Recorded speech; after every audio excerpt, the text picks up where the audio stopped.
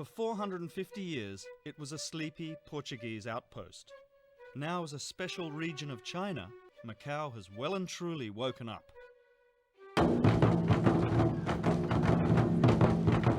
With the passing of Portuguese rule and the border to the mainland wide open, Macau is practically sinking under the weight of tourists from neighbouring Chinese provinces. Last year, there were 22 million arrivals. This year, they're expecting 29 million. They come here almost exclusively to gamble.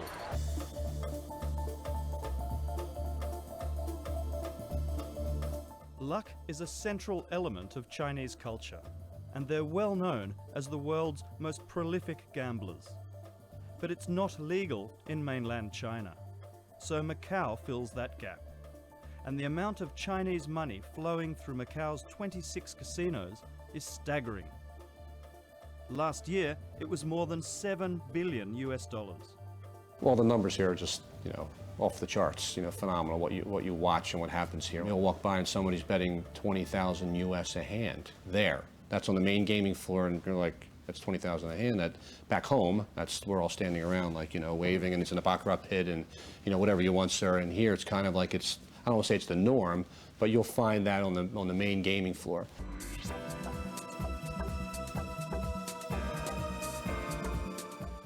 You can smell new money everywhere, courtesy of the economic boom in China. I've just seen a man betting the equivalent of 125,000 Australian dollars per hand. But I'm told this is nothing, and bets twice that amount are common here.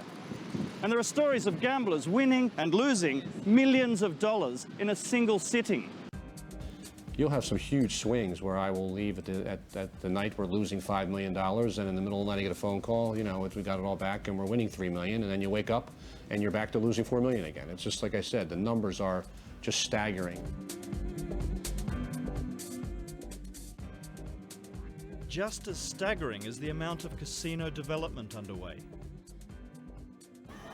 Yeah, it is concrete jungle. Look at all.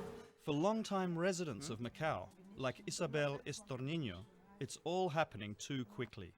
I don't think it's a healthy environment. And of course, besides not having parks and not having, being a very confined place, and lack of education about gambling, the dangers of gambling, because this have grown too much, too fast, like a dream. Macau today is almost unrecognizable compared with the one she grew up in. Whole sections of the new city are built on land reclaimed from the sea, and it's now become one of the most densely populated places on Earth. This is now a main road, isn't it? Yes, and then there's a bridge. Yeah. Very busy road. So this is now where all the casinos are, right in the middle of the water.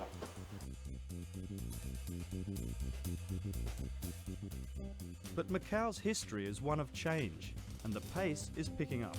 What I've learned is that Macau has always been changing this way. People who only live here a little while, people who only live here 5 years, 10 years, 20 years, when you arrive will always tell you, it's ruined now. It's too bad you weren't here 10 years ago when I arrived. It's too bad you weren't here 20 years ago when I got here. It was real Macau then. No, for 500 years Macau has been doing that. It has reinvented itself. Every time there's a new market available, Macau completely reinvents itself. Every time the Chinese make a new law about you can do this or can't do that, Macau reinvents itself. Bill Guthrie is a professor of sociology at Macau University, and he's lived here for 11 years. Bill's rule, if you're walking on flat land, you are not walking on Macau. There's He took me for a walk this building along has what its used to be foundation the at the foot of beachfront. the hill. All this stuff in front of you as you look out all the way across here to the major modern construction of Macau is all standing on river bottom. But it's another patch of reclaimed land that will change the face of Macau forever. Just as Las Vegas rose from the Nevada desert, the Cotai Strip is rising from the sea. It's a multi-billion-dollar development being driven by Americans who can now invest directly in China. China has always allowed Macau to do what it doesn't want to be seen doing itself, This time, it's gambling. When it opens later this year, the Cotai Strip will be like a mini city. Tens of thousands of suites, convention centres and themed casinos. The centrepiece is the Venetian, a much larger replica of the one in Las Vegas. These are the first real monuments of Macau. All the rest of this stuff is transitory. All these old buildings that look old, they're 20th century. The Venetian, the Macau Tower, these gigantic concrete structures, they are going to be here for a long time, and they are going to define people's idea of what Macau looks like. Here it is, the Cotai Strip, a new Asian Las Vegas. The main developer of the massive Cotai Strip project is the 73-year-old Las Vegas-based billionaire Sheldon Adelson, the 6th richest man on the planet. When I first got the vision, I actually, believe it or not, got the idea in a dream. When he opens it later this year, the Venetian will bring a little bit of Venice and a lot more Vegas to Macau. None of the world's self-respecting billionaires want to miss out on the action on the Cotai Strip. Virgin's Richard Branson will be setting up a casino resort soon, and James Packer is opening a place nearby called City of Dreams, featuring an underwater casino. All of it built on reclaimed land. This is not the destruction of the Great Barrier Reef that's happening here. This is an invented place, and all they're doing is inventing more of it. I don't see the crime in that. There's nothing being destroyed here except history, and history destroys itself. A 40-year gambling monopoly in Macau ended in 2002. Sheldon Adelson scored one of 3 lucrative gaming concessions and can now open as many casinos as he likes. His first, Sands Macau, returned its $265 million investment in its first year. On opening night, there were stampedes to get inside. Adelson's chief executive officer, Mark Brown, is practically salivating at the thought of the market on his doorstep. There's actually 3 billion people in a 5-hour radius, flight to get here. We plan on having building our own infrastructure as far as getting people around, getting people here. The amount of buses that we're purchasing, we're buying ferries, we're buying planes, we're buying helicopters. The government is working tremendously with us to also help. I keep going back to the government because we have to do a lot of work on the border system. The borders, what time they close, what time it opens. It's right this moment. It doesn't work with our schedule. So we would love for the borders to be open 24 hours. I doubt if we get that on, but if we can stretch that a couple hours on each side, that would be helpful.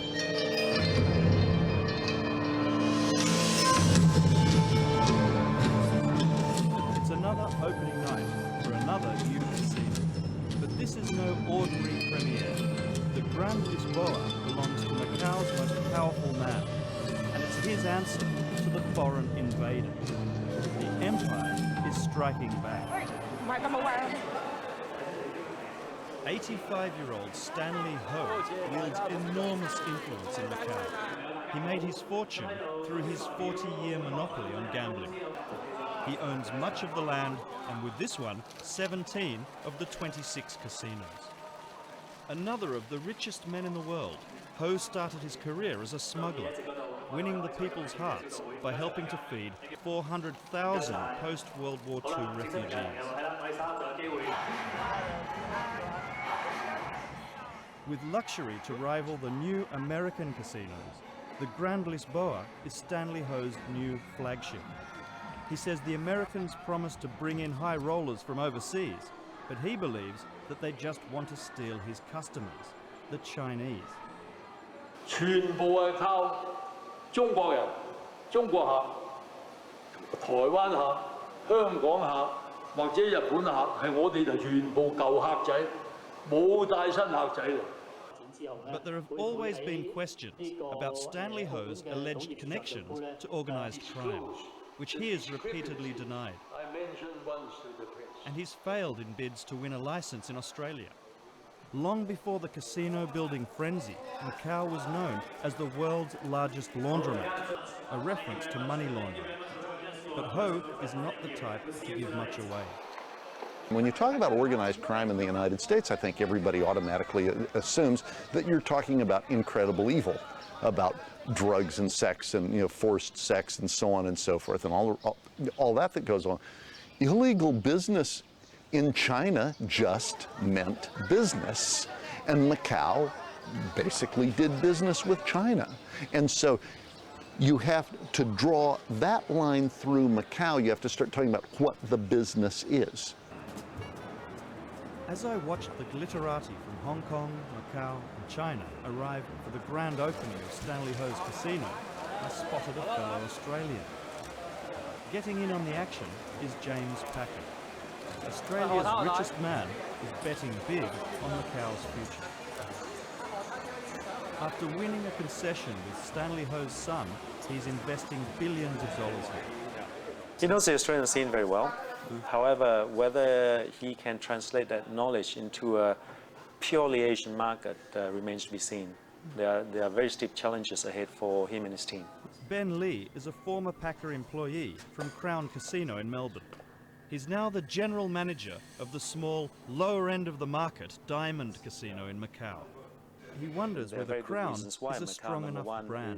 It's already an extremely competitive industry. Crown will be here against the big boys, not to mention the local incumbent. And the big boys from Vegas are MGM, Sands Venetian, Steve Wynn, all of whom are known internationally. Crown International is also well known, but only in a very small, niche and limited market segment. Lee believes Packer made a great start when he chose Stanley Ho's son, Lawrence, as his local partner. It would sound like a perfect partnership. It's a typical East meets West situation. He's extremely influential here. He's got quite a complex and wide-reaching setup. I don't believe he could have found a better partner than Lawrence Ho. Ho Jr. and Packer are due to open Crown Macau next month. Other casinos will follow. And like I said, anybody who comes to town here is going to be very successful. There's enough here for all of us to go around. Have you met Jamie Packer? Handshake, hello. Yeah, very, very quickly. And his partner, Lawrence Ho, have you met him? Lawrence Ho, yes, very, very nice guy, nice man, very intelligent, and like I said, he's got a great partner, so the two of them together will be very successful.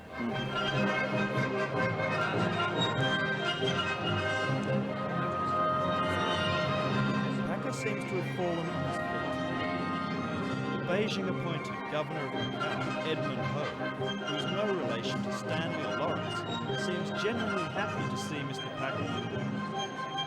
Here, appearances mean everything, and Packer should be happy with his seat and his face on the big screen. He's between the two most powerful men in Macau, the governor and the casino king. What are people saying about James Packer on the casino grapevine here? What's the impression of him? There's not too much talk about James Packer. The industry gossip is mainly about the American operators. The Crown team has been fairly low profile to date, from my observation. And I think that there are probably some trepidations about the viability of Crown Macau. A lot of people are saying that no one can fail in a market with 3 billion in such a short radius around Macau. But you think that it's not so certain for him? Nothing certain for sure here. We had some casinos open recently, and their figures are definitely not hitting the target. And they're probably, I'll call them mid-size operators. So not as large as Crown, but similar. So there are already clear precedences that unless your location is right, unless your marketing, your product's right, there is no such thing as guaranteed success.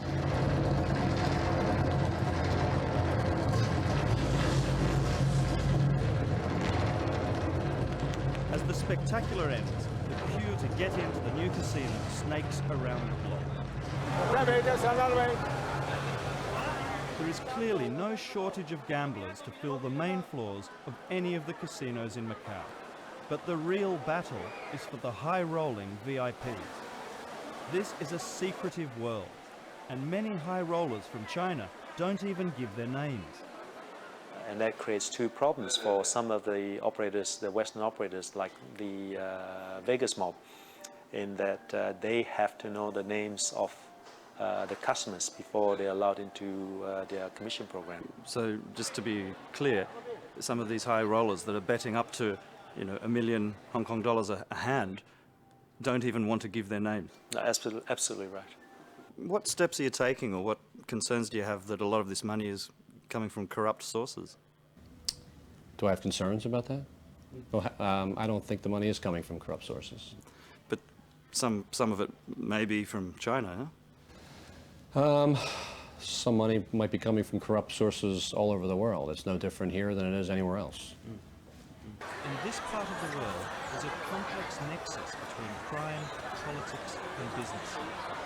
It's common knowledge that the organised crime triads operate behind the scenes. This city is known for its history of crime, of vice, prostitution, money laundering, criminal activity connected to the triads.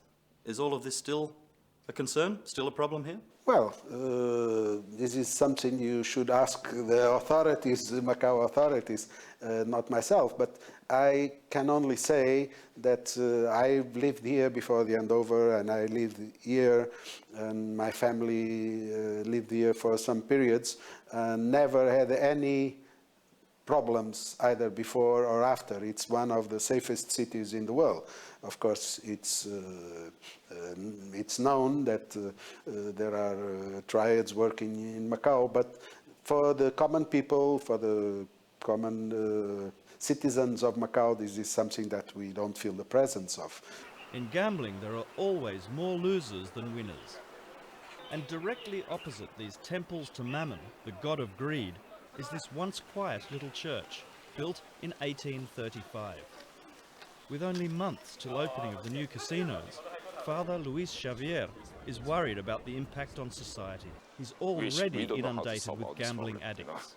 Imagine that every day, every morning, people comes to you, Father, can you lend me 500 patakas because I lost my money, I don't have money to go back to Hong Kong. That happened? This happens very frequently. And then we cannot afford to meet all these requests. Macau's youth are flocking to relatively well-paid work in the casinos. There are even schools to train staff as competition for the best employees becomes fierce.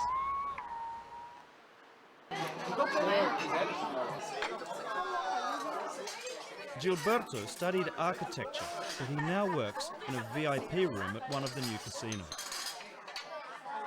He arrives late for the family dinner. They're from the minority Macanese community, part Chinese, part Portuguese, and he's Isabel Estornino's nephew.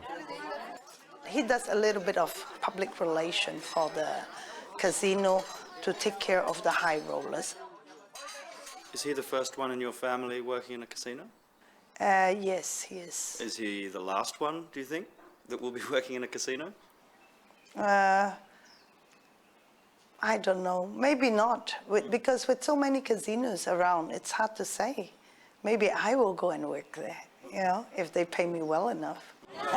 Vanessa, this is my niece, Vanessa. She's studying in Australia, in Perth. Yep. It's here on holiday. So you think you'll end up working for a casino one day? Well, I don't know. Maybe. If I'm coming back, maybe. But, well, I hope not. But we never know. It's just moving too fast. And there's no planning. Casinos are everywhere. There are no restrictions of anything. So anything goes, basically. And it's ruining Macau. I don't like it. When you say ruining, you mean culturally or physically or? Culturally, in every aspect. Even socially, I think it's ruining it. Yeah. You can't have a casino in front of a high school, for example, but it's allowed in Macau. There are no zoning restrictions. Kids can't go into casinos until they're 21, but they can work in one if they're 18. These things are totally unacceptable. Totally unacceptable. Not a place to raise my kid, definitely. So what will you do? Move him away. Where to? States? Las Vegas. That's where he's moving his grandchildren.